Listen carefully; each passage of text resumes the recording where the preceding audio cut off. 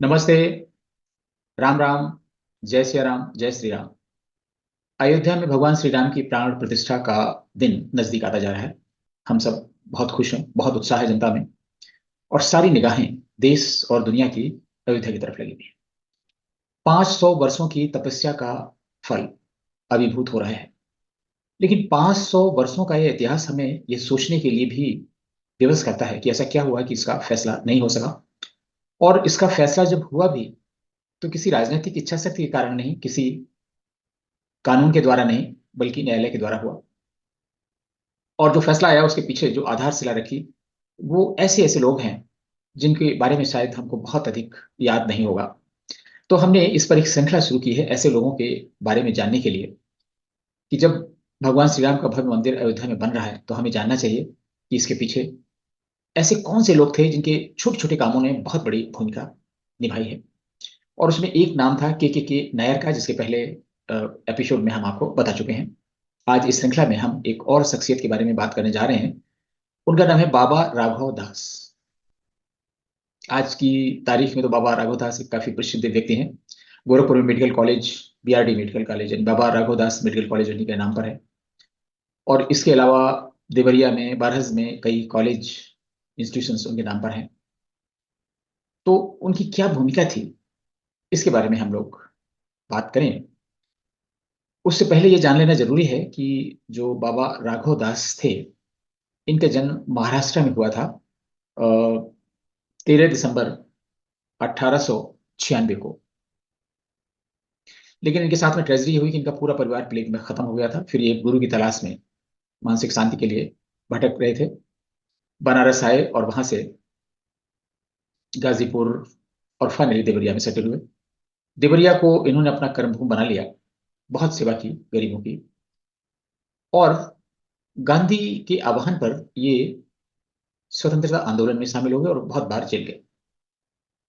जो लोग कहते हैं कि हिंदुत्ववादी ताकतों ने, हिंदुओं ने, सन्यासियों ने क्या किया है, ऐसे जान न जाने कितने सन्यासी साधु संत थे जो अपने अपने तरह से स्वतंत्रता के आंदोलन में भाग ले रहे थे। तो बाबा राघव दास का जो आश्रम है बरहस में, वह स्वतंत्रता के आंदोलनकारी जो थे, क्रांतिकारी थे, उनका एक तीर्थ स्थल बन गया था। गांधी के आह्वान पर बाबा राघव दास शामिल हुए थे। और उनकी जो गतिविधियां थी और जिनका योगदान था स्वतंत्रता के आंदोलन में, उसको देखकर गांधी जी ने गोरखपुर की एक सभा में कहा था कि अगर ऐसे 5 साधु सन्यासी और मिल जाएं तो स्वतंत्रता प्राप्त करने में कोई मुश्किल काम नहीं है। स्वतंत्रता मिलना चुटकियों का काम हो जाएगा। तो आप समझ सकते हैं कि उन्होंने किस हद तक काम किया होगा। लेकिन यहाँ हम दूसरे परिप्रेक्ष्य में उनकी बात कर रहे हैं। फाइनली वो घड़ी आ गई कि देश को स्वतंत्रता मिली या सत्ता हस्तांतरित हुई। और संविधान नहीं आ पाया था, इसके पहले ही जो अंग्रेजों द्वारा 1935 की गई व्यवस्था थी उसमें चुनाव हुए। और फैजाबाद से आचार्य नरेंद्र देव विधायक थे। और आचार्य नरेंद्र देव जवाहरलाल नेहरू के साथ में अहमदनगर जेल में बंद थे और उनकी डिस्कवरी ऑफ इंडिया लिखने में काफी सहायता उन्होंने की थी। इसलिए जवाहरलाल नेहरू उनसे बहुत खुश थे और वो चाहते थे कि वो उत्तर प्रदेश के प्रीमियर यानी मुख्यमंत्री बने। लेकिन कुछ कारणों से ऐसा नहीं हो पाया। शायद उन्होंने स्वयं मना कर दिया। और कांग्रेसियों से उनकी जो मतभिन्नता इतनी बढ़ती गई कि उन्होंने कांग्रेस से इस्तीफा दे दिया। उनके साथ में 11 और विधायकों ने इस्तीफा दे दिया आचार्य नरेंद्र देव के साथ में। मुख्यमंत्री गोविंद बल्लभ पंत बन चुके थे उत्तर प्रदेश के। प्रदेश कांग्रेस ने आचार्य नरेंद्र देव को सबक सिखाने के लिए किसी ऐसे उम्मीदवार की तलाश की जो बिल्कुल ट्रम्प कार्ड हो और जिसे फैजाबाद से हराया ना जा सके। कांग्रेस ने उम्मीदवार के तौर पर बाबा राघव दास को उम्मीदवार बनाया। और ये आप कह सकते हैं आज कांग्रेस जो कह रही है, सोनिया गांधी, खड़गे और उनके अन्य कांग्रेसी नहीं आ रहे हैं कि उन्होंने ये राजनीतिक कार्यक्रम कर दिया है, आरएसएस और भाजपा का राजनीतिक कार्यक्रम है, और अयोध्या पहुंचने का आमंत्रण स्वीकार नहीं किया है। लेकिन कांग्रेस ने भी उस समय धर्म को राजनीति का अखाड़ा बना दिया। बाबा राघव दास धार्मिक व्यक्ति थे, आजादी की लड़ाई में भाग जरूर ले रहे थे, वस्तुतः धार्मिक व्यक्ति थे। कई धार्मिक संस्थाएं चला रहे थे, गुरुकुल चला रहे थे, संस्कृत विद्यालय चला रहे थे, कुछ आश्रम चला रहे थे। ये उनके प्रचार के लिए जनसभाएं करने में पुरुषोत्तम दास टंडन और स्वयं गोविंद बल्लभ पंत गए। और वहां पर उन्होंने आचार्य नरेंद्र देव को रावण की संज्ञा दी। और इतना धार्मिक आधार पर लड़ा गया। उन्होंने कहा कि आचार्य नरेंद्र देव नास्तिक हैं। ये बात बाबा राघवदास ने नहीं कही, ये गोविंद वल्लभ पंत और पुरुषोत्तम दास टंडन और तमाम नेताओं ने कही। तो अनंतो गत्वा आचार्य नरेंद्र देव हार गए। बाबा राघवदास जब आए थे फैजाबाद से लड़ने के लिए, उस विधानसभा क्षेत्र में अयोध्या भी पड़ता था, तो कांग्रेस की टॉप लीडर से इनकी बात हुई थी कि हमें राम जन्मभूमि के लिए काम करना है। लेकिन जैसा आप सभी जानते हैं, कांग्रेस कभी अपने वादों पर खरी नहीं उतरी। गांधी ने कहा था देश का विभाजन मेरी लाश पर होगा, वो तो जिंदा रहे, देश का विभाजन हो गया। नेहरू ने कहा था कि वो सत्ता ऐसे नहीं लेंगे, लेकिन उन्होंने भी लालच की हद कर दी और प्रधानमंत्री बन गए आजादी के पहले ही। तो कांग्रेस के बारे में ये नहीं कहा जा सकता है कि जो उन्होंने कहा वो किया। जब विधायक बन गए और उन्होंने बात की, तो थोड़ा सा इसे बहुत ज्यादा ध्यान नहीं दिया गया। तो बाबा राघवदास ने अपने हिसाब से इसको गति देने के लिए, इसे जन आंदोलन बनाने के लिए प्रयास किया। और उस समय अयोध्या आंदोलन के लिए, राम जन्मभूमि मुक्ति के लिए, जो गोरक्षनाथ पीठ है उसके पीठाधीश्वर हुआ करते थे महंत दिग्विजयनाथ। आज जो योगी आदित्यनाथ हैं, इसके पहले महंत अवैधनाथ थे और उनके गुरु थे दिग्विजयनाथ। और उसी समय गोरखपुर में एक गीता प्रेस के संस्थापक थे हनुमान प्रसाद पोद्दार, वो भी इसमें शामिल थे। महंत अभिराम दास और रामचंद्र परमहंस दास जैसे लोग शामिल थे। तो जो बाबा राघव दास हैं, इन्होंने जहां पे राम चबूतरा था, वहां पर राम की बरही करने का निर्णय लिया। राम की बरही मीन्स जो राम का जन्म जब होता है, जो उनकी तिथि रहती है, और हम लोगों के यहाँ जो बच्चे जब जन्म लेते हैं तो उनके 12 के दिन बाद एक बरही करने का सिस्टम है पूर्वांचल में। तो रामचंद्र जी की बरही आयोजित की, और वहां पे बाबा राघवदास ने संकल्प लिया कि वो 1,25,000 बार जो श्लोकों द्वारा रामचरितमानस और दूसरा पाठ करेंगे। तो बहुत बड़ा संकल्प था। अखंड रामायण पाठ हम लोग यहाँ होता है 24 घंटे का, और उन्होंने कहा था कि 1,25,000 बार हम लोग करेंगे। तो एक तरीके से ये अखंड चलने वाली, अनवरत चलने वाली प्रक्रिया थी। कितने दिन तक चलती, मीन्स कम से कम 1,25,000 दिन तो चलती। 24 घंटे आप जोड़ दीजिए। तो थोड़ा कांग्रेस में सुगबुगाहट हुई, लेकिन किसी ने ध्यान नहीं दिया, उनको शांत करने की कोशिश की गई। और ये सब चलता रहा। इस बीच में 22-23 दिसंबर की रात में रामलला प्रकट हो गए। जो विवादित स्थल था उसके मुख्य गुंबद, जो भगवान श्री राम का गर्भगृह है, वहां पर रामलला प्रकट हो गए। तो आप कह सकते हैं कि राम लला ने अपने स्थल जो आतताइयों ने कब्जा किया था, वो स्वयं जाकर कब्जा प्राप्त कर लिया। अयोध्या के ऊपर बहुत सारी किताबें लिखी गई, और ये जो किताबें, जो मटेरियल है आज उपलब्ध है, जिसके सहारे लोग हिंदुओं को आगे चल के या शताब्दियों तक लांछित करते रहेंगे, वो इतिहास लिखने वाले भी नेहरूवन इतिहासकार हैं, वामपंथी हैं, या ऐसे लोग हैं जो हिंदू विरोधी हैं। ऐसे कुछ लोग भी हैं जिन्होंने हिंदुओं का पक्ष तो नहीं लिया, लेकिन फिर भी उन्होंने थोड़ा तोड़ मरोड़ कर बातें लिखी हैं। अगर इन बहुत सारी किताबों को हम देखें, तो उसमें एक पुस्तक में ये जिक्र दिया गया है, सरयू नदी के हवाले से ये बताया गया है कि उस रात 22-23 दिसंबर की रात में सरयू नदी में हलचल हो रही थी। रात में 5 लोग स्नान कर रहे थे। वो 5 लोग कौन कौन थे? वो 5 लोग स्नान करने वालों में गोरक्ष पीठ के महंत दिग्विजयनाथ, बाबा राघवदास जो विधायक थे फैजाबाद के, हनुमान प्रसाद पोद्दार, महंत रामचंद्र परमहंस और महंत अभिराम, 5 लोग वहां पर थे। और इसके थोड़ी देर बाद, वो लोग स्नान कर रहे थे, उसके थोड़ी देर बाद जो राम जन्मभूमि था वहां से भय प्रकट कृपाला दीन दयाला की आवाज आने लगी, घंटियां बजने लगी, शंख ध्वनि की आवाज आने लगी, और ये खबर फैल गई कि रामलला प्रकट हुए हैं। अयोध्या के चारों तरफ जो गांव थे, वहां के लोग दौड़ पड़े। जिससे जब जैसे खबर मिली, अयोध्या के लिए चल पड़ा।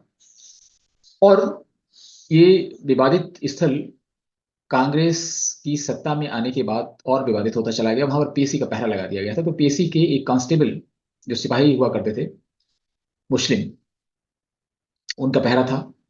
उनका बयान लिया गया कि भाई ये कैसे हुआ। तो उन्होंने कहा कि जो मुख्य गुंबद है उसके नीचे अद्भुत अलौकिक प्रकाश हुआ, और मेरी तो आंखें चौंधिया गई जब प्रकाश की रोशनी कुछ कम हुई और समझ में आया तो भगवान राम अपने भाइयों सहित गुम्बद के नीचे विराजमान थे।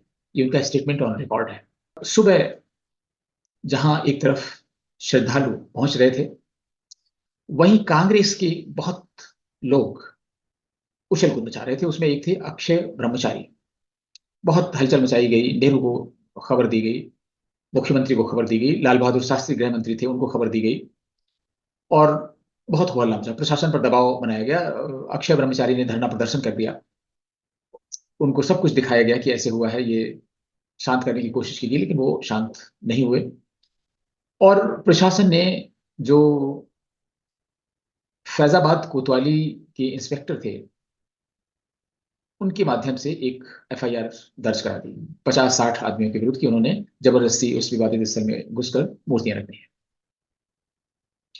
लेकिन यह समझने वाली बात है कि जिन व्यक्तियों के खिलाफ एफआईआर दर्ज की गई थी, उसमें महंत अभिराम का नाम तो था, लेकिन बाकी और जो 5 लोग जिनके बारे में कहा जाता है कि वो सरयू में स्नान कर रहे थे, उनका नाम नहीं है।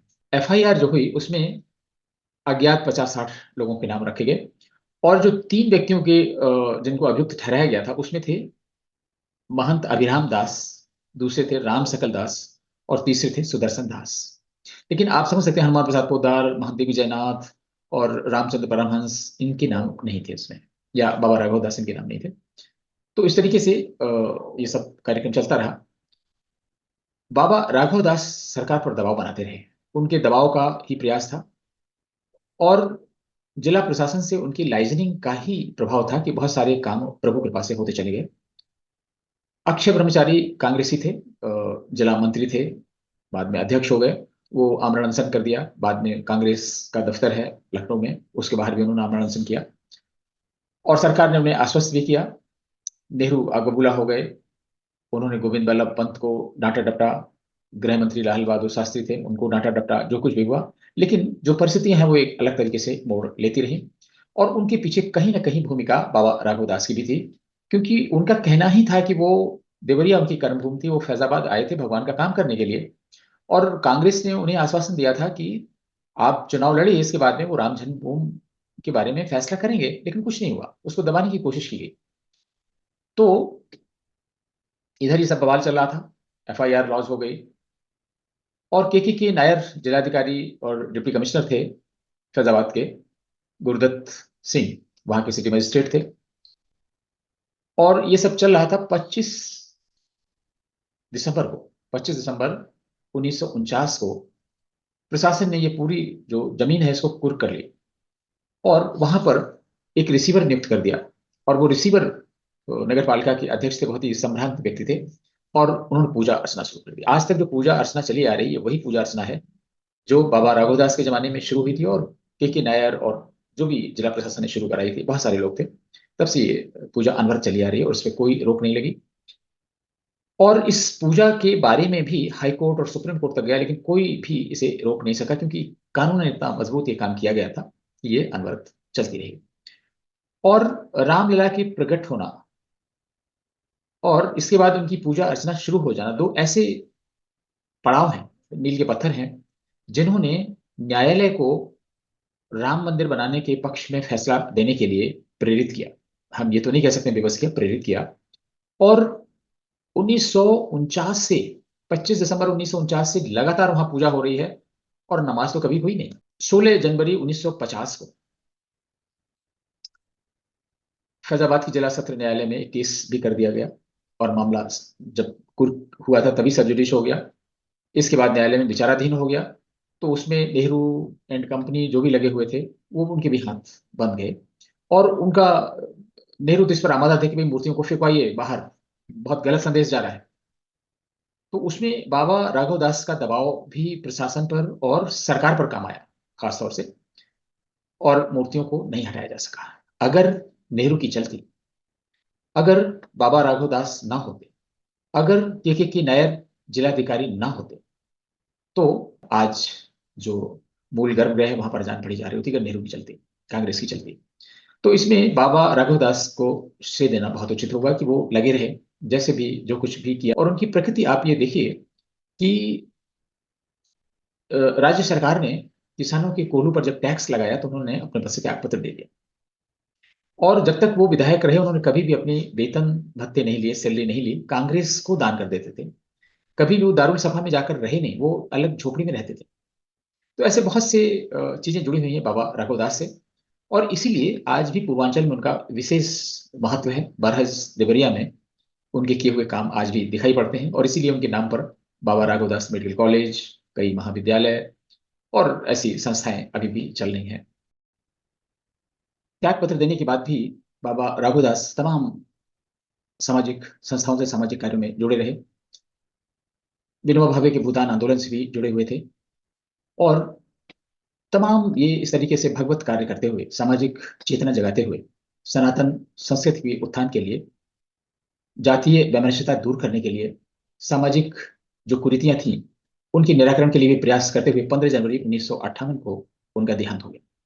बाबा राघवदास के बारे में जानना जरूरी है हम लोगों के लिए कि बाबा राघवदास का जो योगदान है राम मंदिर के संघर्ष की श्रृंखला में, वो भी एक मील का पत्थर है।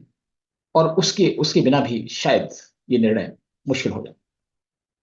किसी और नायक से आपकी मुलाकात कराएंगे। तब तक के लिए आगे दीजिए। नमस्कार।